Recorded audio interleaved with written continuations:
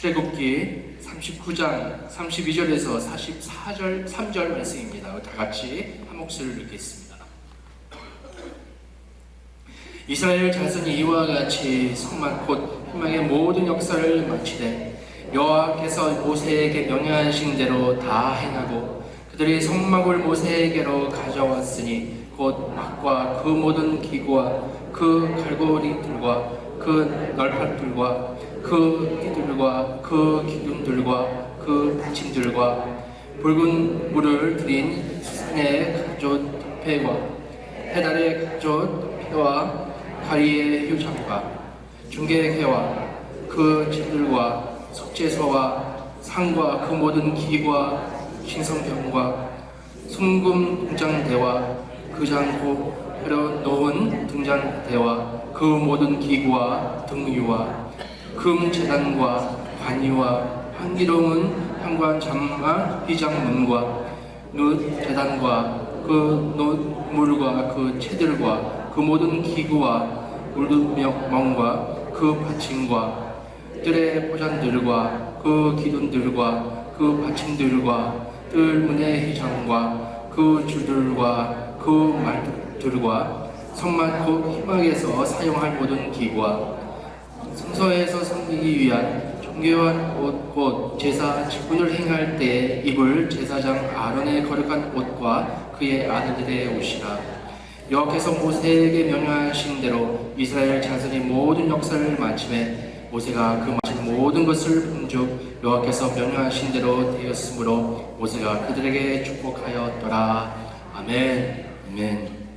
네, 오늘 이부 예배 때 말씀 전하신 우리 귀한 오은규 성도사님 말씀 전하기로 했는데요. 특별히 오늘 말씀 마치고 11시에 우리 점심 드시고요. 11시에 우리 그 빌립보 서책 대해서 그 강의를 하실 것입니다. 특별히 우리 오은규 목사님 3월달에 오셔서 먼저 설교하셨고요. 또 말씀 전하시고 특별히 그 가르침의 은사 격하게 갖고 있는 그 은사를 갖고 있는 그냥 목사님이십니다. 그래서 오늘 또 공부도 많이 참여하셔서요. 또 교재도 준비되어 있습니다. 그래서 예배 후에 또 많은 은혜를 받으시고요. 또 이 시간에 말씀 전하실 때도 큰 은혜를 받으시기 바랍니다. 나오실 때요. 환영의 박수로 우리 같이 목사님을 모시겠습니다. 감사합니다, 목사님.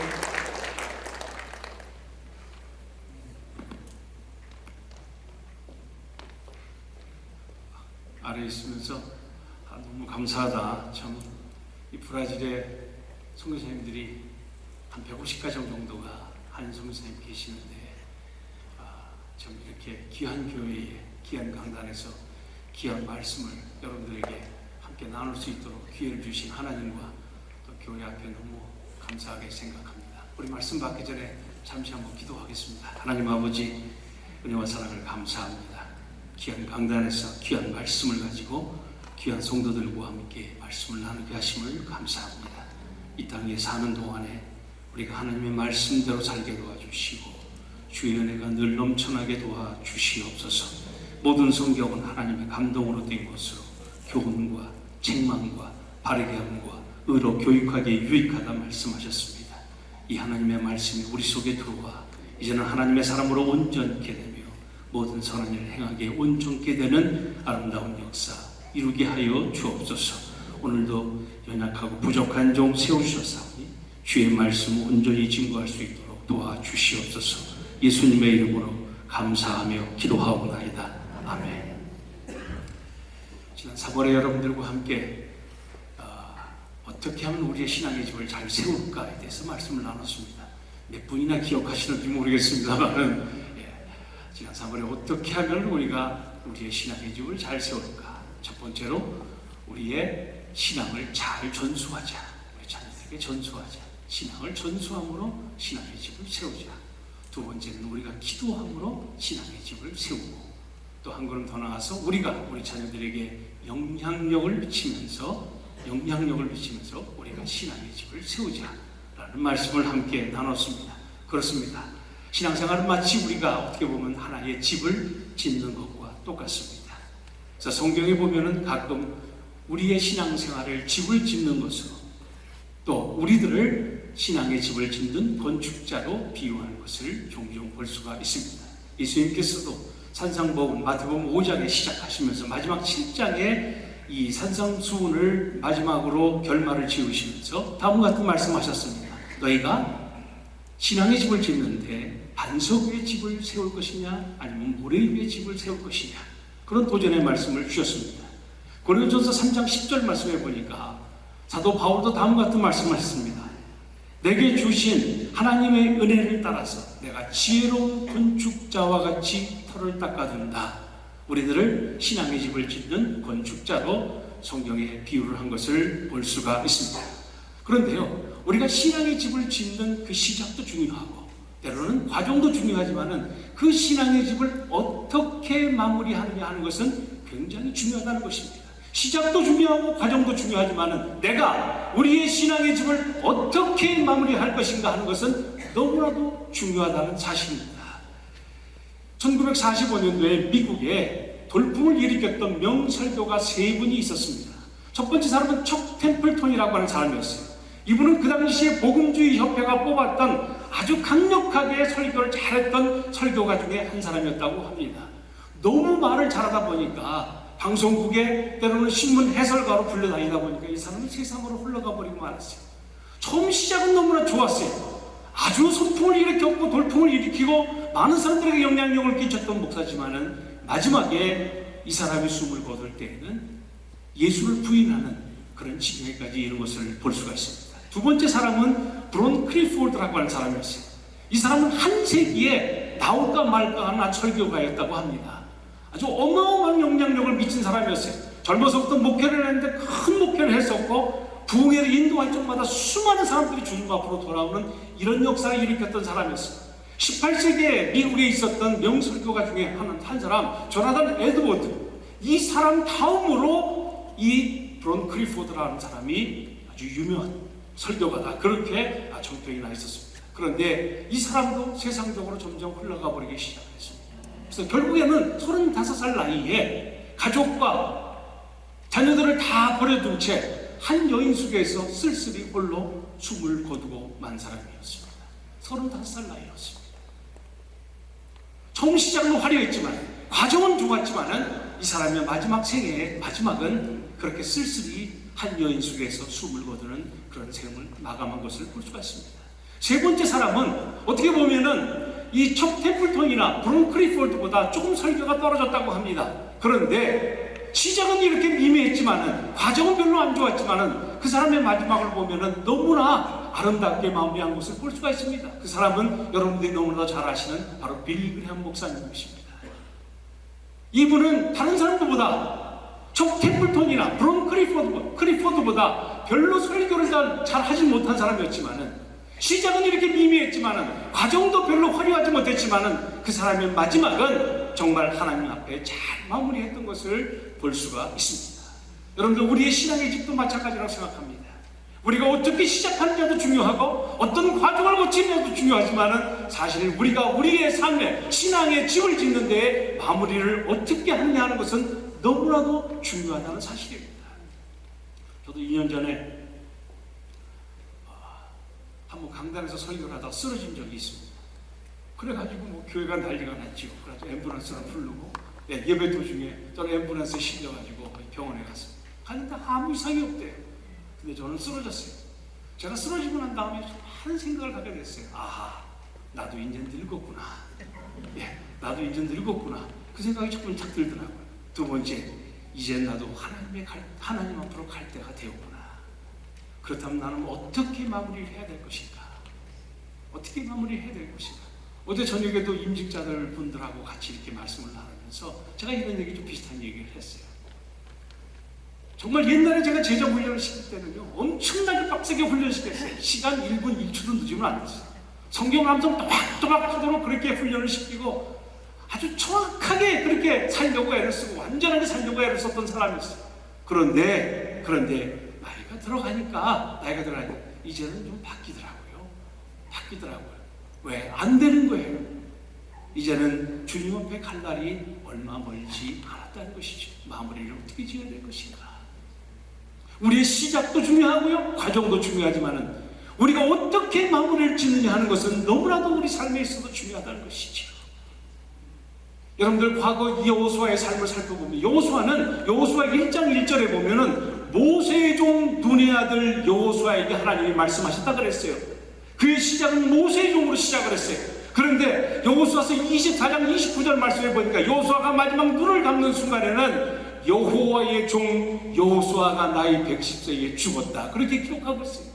그의 시작은 모세의 종으로, 사람의 종으로 시작을 했어요. 그러나 그가 마지막 눈을 감는 순간에는 여호와의 종, 하나님의 사람으로 눈을 감았다는 사실입니다. 마무리를 우리가 어떻게 짓느냐는 것은 너무나도 중요한 것입니다.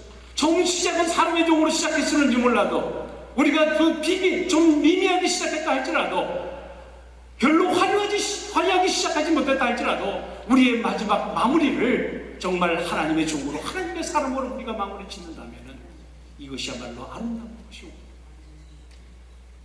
유럽의 한 공동묘지에 가면은 공동묘지 입구에 다음과 같은 팻말이 써져 있다고 합니다. 호띠에 미히 크라스티비, 라틴 말입니다. 호띠에 미히라는 얘기는 오늘은 나, 크라스티비 내일은 너, 그런 뜻입니다. 오늘은 내가 이 공동묘지에 묻혀져 있지만은 내일은 당신이 이 공동묘지에 들어올 것이라는 이야기죠. 그러니 똑바로 살라는 얘기죠. 마지막을 잘 마무리하라는 이야기죠. 사랑하는 여러분, 여러분들은 어떻게 신앙의 집을 짓고 계십니까? 여러분들이 신앙의 집을 시작한 것과 과정도 중요하지만은 우리의 신앙의 집을 잘 마무리하는 것은 너무나도 우리 삶에 있어서 중요하다는 것을 가르쳐주고 있는 것입니다. 출애굽기 25장 말씀에 보면은 하나님께서 모세를 통해서 이스라엘 백성들에게 성막을 짓도록 명령하고 계십니다. 그래서 출애굽기 25장 8절과 9절에 다음과 같은 말씀을 하시죠. 내가 그들 중에 거할 성소를 그들이 나를 위하여 짓되 물은 내가 내게 보이는 모양대로 장막을 짓고 기구들도 그 모양을 따라 지을지니라, 그렇게 했습니다. 이제 이스라엘 백성들은 하나님께서 명령하신 대로 이제 성막을 짓기 시작합니다. 출애굽기 36장에 시작이 돼서 출애굽기 39장 32절, 오늘 저와 여러분들이 함께 읽었던 이 구절에 단 5개월 만에 성막이 아름답게 완성이 되는 것을 볼 수가 있습니다. 그럼 이스라엘 백성은 도대체 어떻게 5개월 만에 이렇게 아름답고 펄펙한, 완전한 이런 성막을 완성할 수 있었을까? 오늘 이 아침 시간에 우리가 세 가지를 묵상함으로써 우리도 우리의 신앙의 집을 이스라엘 백성들과 같이 정말 아름답게 완성하는 저와 여러분들이 되시기를 간절히 축원합니다. 첫 번째로 오늘 성경 말씀을 보니까 32절, 42절, 43절에 보면은 아주 간단한 원리를 우리들에게 소개하고 있어요. 그것은 이스라엘 백성들은 하나님의 명령대로 하였다는 말이에요. 오늘 본문 속에, 짧은 본문 속에 3번이나 반복해서 말씀하고 있어요. 하나님의 명령하신 대로, 하나님의 명령하신 대로, 하나님의 명령하신 대로 그들이 성막을 지었더니 잘 마무리할 수 있었다는 것이죠. 출애굽기 39장에 전체를 볼 적에 10번이나 이 똑같은 말이 반복을 하고 있다는 것이죠. 그들은 성막을 짓되 어떻게 단시일 내에 이렇게 아름다운 성막을 완성할 수 있었을까? 하나님의 명령하신 대로, 하나님이 지시하신 대로, 하나님이 그들에게 보여주신 대로 하나님의 능력으로 그들이 이 성막을 지었을 때에 성막을 단시일 내에 완성할 수 있었습니다. 성막을 처음 지을 때는 부살렐이나 오홀리압 같은 아주 이런 뛰어난 장인들, 지혜롭고 총명한 사람들을 불러서, 뛰어난 전문가들을 불러가지고 성막을 짓기 시작했어요. 그런데 그들은 그들이 가지고 있는 재능, 그들이 가지고 있는 기술, 그들이 가지고 있는 생각, 자기 능력대로 성막을 지은 것이 아니라 거기에다가 플러스 하나님께서 그들에게 보여주신 모양대로, 하나님이 지시하신 대로 그대로 그들이 따랐더니 성막이 완성되고 아름답게 마무리되었다는 하는 것입니다. 여러분들, 우리의 성막을 어떻게 아름답게 마무리할 수가 있겠습니까? 우리의 신앙의 집을 우리는 어떻게 하면 잘 마무리 지을 수가 있을까요? 그것은 하나님의 명령하신 대로 하면 되는 것입니다. 간단하지만 너무나도 어려운 것이죠. 하나님이 지시하신 대로 우리가 하면은 우리의 신앙의 집을 잘 마무리할 수 있다고 성경이 우리들에게 가르쳐주고 있는 것입니다. 누가복음 5장에 보면은 밤새도록 고기를 낚았지만 한 마리도 남지 못해서 실망해 있는 베드로에게 예수님 찾아오셨어요. 그래서 예수님께서 베드로에게 명령하십니다. 깊은 데로 들어가서 그물을 내려라. 깊은 데로 들어가서 그물을 내렸더니 엄청난 고기를 낚았다고 그랬어요. 베드로가 거기서 예수님께 고백을 합니다. 선생님, 내가 밤이 맞도록 수고하였을 때 잡은 것이 한 마리도 없지만은 고기 잡는 데는 내가 선수라서, 전문가라서 열심히 내가 정말 나가서 또 고기를 낚았지만은 한 마리도 잡은 것이 없지만은 말씀에 의지하여 그물을 내리리다. 말씀에 의지하여 내가 그물을 내리리다. 그랬더니 엄청난 고기를 낚았다는 사실.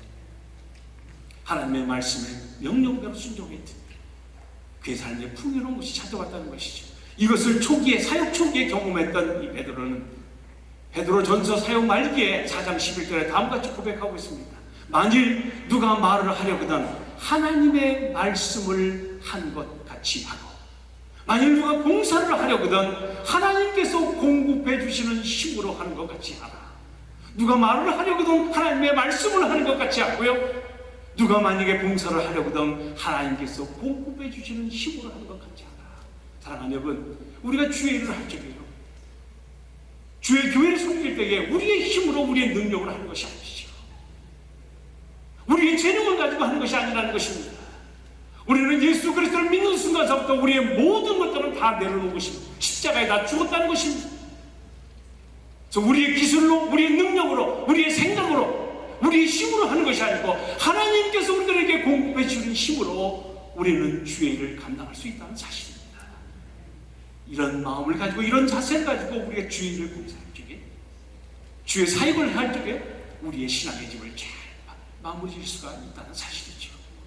뉴욕의 한 풍선 양수가 풍선을 팔고 있다는 것을 알리기 위해서 빨간 풍선에다가 기체를 넣어서 하늘로 올려보내고, 노란 풍선에다가 기체를 넣어서 하늘로 쭉 올려보내고 있었습니다. 그때 그 옆에서 한 흑인 소녀가 그것을 물끄러미 바라보고 있다가, 아저씨, 혹시 까만색 풍선도 하늘로 올라갈 수 있을까요? 그럼 검정색도 올라갈 수가 있지. 검정색 안에다가 기체를 넣어서 하늘로 쭉 올려보내고 있었어요. 그때에 그 흑인 소녀가 그 검정색 풍선이 하늘로 올라가는 것을 하염없이 보고 기뻐했다는 그런 이야기가 있습니다. 여러분들, 그렇죠? 우리가 주님을 위해서 봉사하는 것은요, 우리의 색깔의 힘으로 하는 것이 아니에요. 우리가 하늘로 올라갈 수 있는 것은요, 우리가 봉사할 수 있는 것은요, 우리의 신앙의 집을 마무리 지을 수 있는 것은요, 우리의 색깔로 올라가는 것이 아니고 바로 그 속에 들어있는 하나님의 힘, 하나님의 능력, 하나님의 기체로 우리가 올라간다는 사실입니다. 하나님의 능력을 우리가 의지하고 살아갈 때에 우리의 신앙의 집을 잘 마무리할 수 있음을 보여주고 있는 것입니다. 사랑하는 여러분, 우리는 예수 그리스도를 믿는 순간서부터 내 생각, 내 기준, 내 지식은 이미 다 십자가에 못 박혀버렸습니다. 사도 바울은 갈라디아서 2장 20절에 뭐라 그랬습니까? 내가 그리스도와 함께 십자가에 못 박혀 죽었나니 그런즉 이제는 내가 산 것이 아니요 내 안에 오직 예수 그리스도께서 사신 것이라. 이제 내가 육체 가운데 사는 것은 나를 사랑하사 나를 위하여 자기 몸을 버리신 하나님의 아들을 믿는 믿음 안에 사는 것이라 그랬습니다. 아멘. 우리가 십자가에 예수 그리스도를 믿는 순간부터 우리 가지고 있는 모든 것들을 다 내려놓고 싶습니다. 이제는 내 것이 없습니다. 이제는 하나님께 모든 것을 다 이양시켰다는 그런 말씀 내용인 것입니다. 사랑하는 여러분, 그런데도요, 우리는 아직까지도 우리에게 힘이 들어가고 있어요. 저도요, 여러 교회 다니면서 설교하다 보면 좀 사이즈가 있는 교회 가면 괜히 설교에 조금 힘이 들어가요. 예. 좀 잘해보려고. 예. 잘해보려고. 그러면 여지없이 설교를 실패합니다. 죽습니다. 그렇게 설교를 많이 하고 그렇게 돌아다니고 강의를 많이 했어도요, 내 몸에 좀 뭔가 설교를 잘해보려고 좀 힘이 들어가면은 설교가 안 되더라는 것이요. 제가 어려서 유도를 배웠어요. 유도를 배웠는데 유도를 처음 배울 때 우리 선생님이 하시는 말씀이, 야, 너 몸에서 힘 빼. 자꾸 어깨를 치면서 몸에서 힘을 빼. 아니, 다른 사람을 제압을 하려면 내가 힘을 줘야 되지 않겠습니까? 그래야 다른 사람을 쓰러뜨리지 않겠어요? 몸에서 힘을 빼. 그런데 한 1년, 2년 배우고 나니까 몸에서 힘을 빼라는 말이 무슨 말인지 거기서 나오더라고요. 생각이 나더라고요. 여러분들, 그렇습니다. 우리가 주의 일을 할 때는요, 우리 몸에서 힘을 빼야 되는 거예요. 내 힘으로 주의 일을 하는 것이 아니라는 얘기죠. 우리 몸에서 힘을 빼고, 내 기준을 빼고, 내 능력을 빼고, 내 재능을 빼고, 이제는 하나님이 공급해 주시는 힘으로, 하나님의 능력으로 우리가 주의 일을 할 때에 우리의 신앙의 집을 잘 마무리 지을 수 있다는 사실입니다. 사랑하는 여러분, 아주 간단한 것 같지만 너무나도 어려운 것이, 우리 몸에서 힘을 빼시고 신앙의 집을 잘 마무리 지을 수 있는 저와 여러분들 되시기를 주님의 이름으로 간절히 축원합니다. 두 번째로 오늘 성경 말씀해 보니까 32절에 보니까 이스라엘 자손이 이와 같이 성막 곧 회막의 모든 역사를 마치되 여호와께서 모세에게 명령하신 대로 다 행하고 그랬어요. 43절에도 모세가 그 마친 모든 것을 보았다 그랬어요. 이스라엘 백성들이 성막을 처음에 지을 때는 많은 재료들을 가지고 시작했죠. 오늘 여러분들 33절부터 41절 말씀에 보면 완성된 그 기구들을 다 보여주는데 정말 발음하기도 힘든 그런 기구들이에요. 그런 기구들을 가만히 보면은 나무, 금, 노, 실, 천, 보석 수만 가지 재료를 가지고 이 성막을 짓도록 하나님 명령하셨다는 것이죠. 어떻게 보면 우리의 신앙의 집도 마찬가지라고 생각합니다. 우리가 하나님께서 많은 것을 너무나 받았어요. 많은 재료들을 갖고 있습니다. 하나님께서 우리들에게 시간도 주시고요, 재능도 주시고요, 건강도 주시고, 가정도 주시고, 사업처도 주셨어요.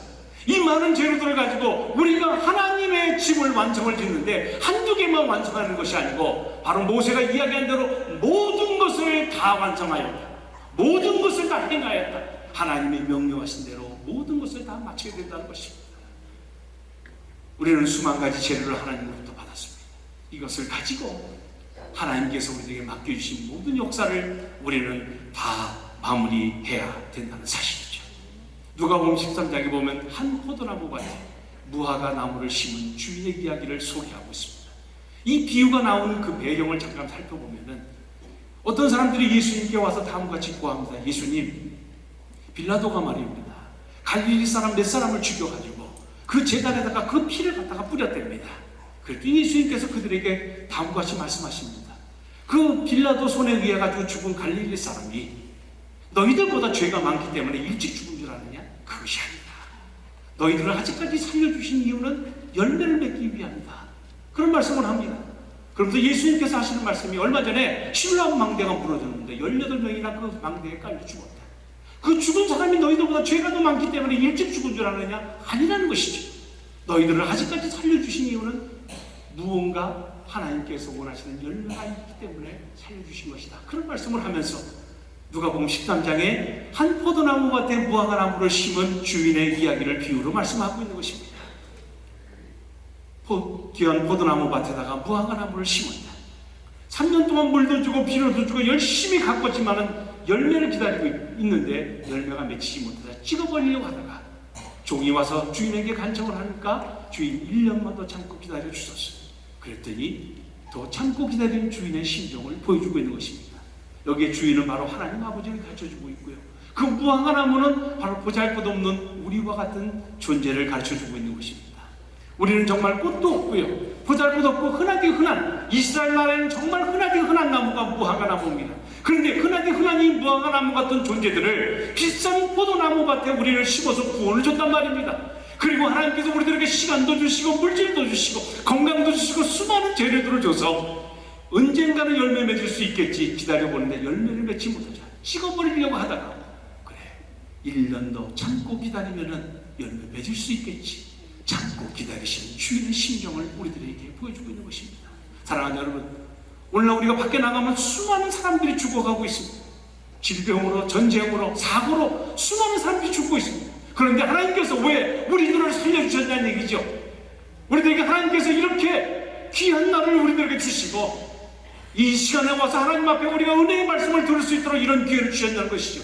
아직까지도 하나님께서 우리들에게 주신 사명이 있기 때문에 그러지 않겠습니까? 하나님이 저와 여러분들에게 원하시는 것 열매 하나라는 얘기입니다. 무화과 나무는 정말 문자 그대로 꽃도 없고 관상용으로 목적으로도 쓸 수 없는 나무가 무화과 나무인 것입니다.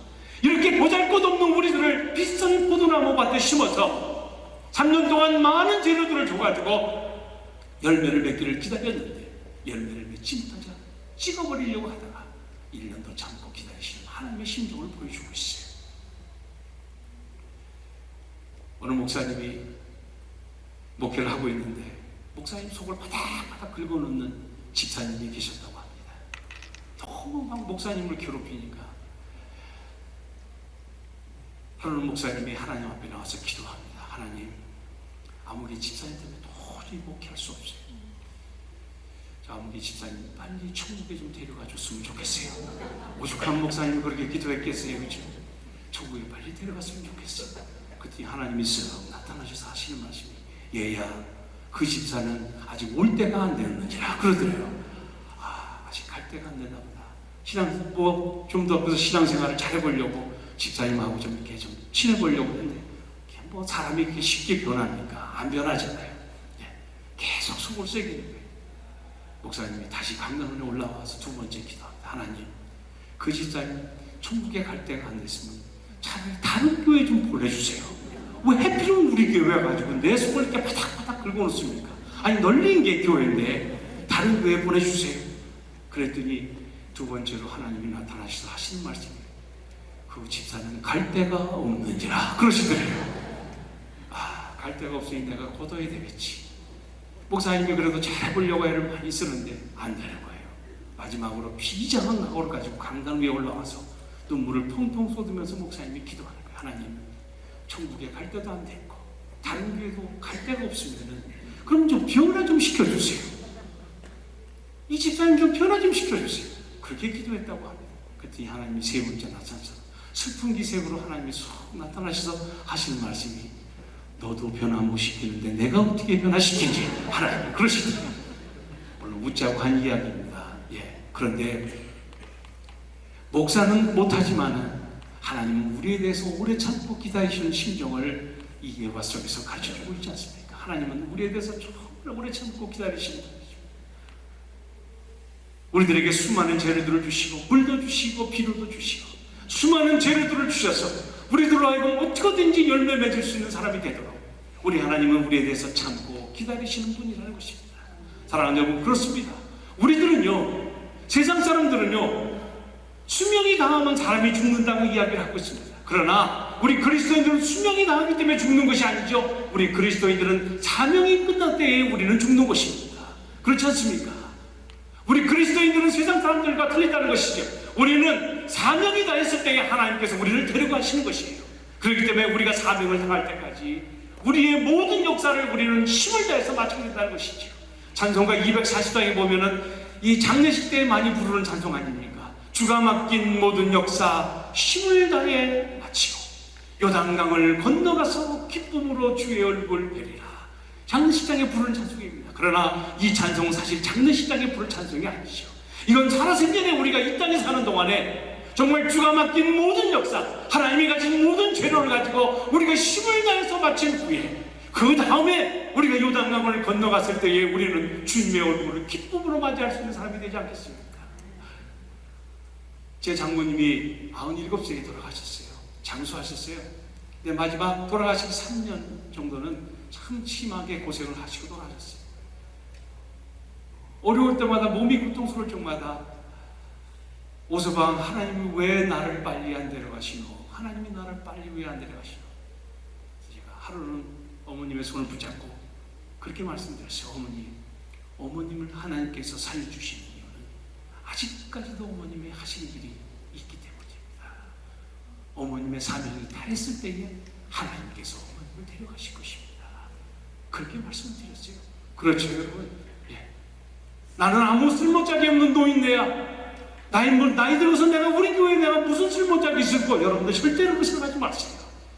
각자 여러분들에게 하나님께서 아직까지 맡겨주신 사명이 있기 때문에 여러분들의 생명을 고도가시지 않고 여러분들을 이 땅에 살려주신 이유가 있다는 것입니다. 우리의 사명이 닿을 때까지, 모든 역사를 다 마칠 때까지 하나님께서 저와 여러분들을 붙잡아 주시고 인도해 주실 것입니다.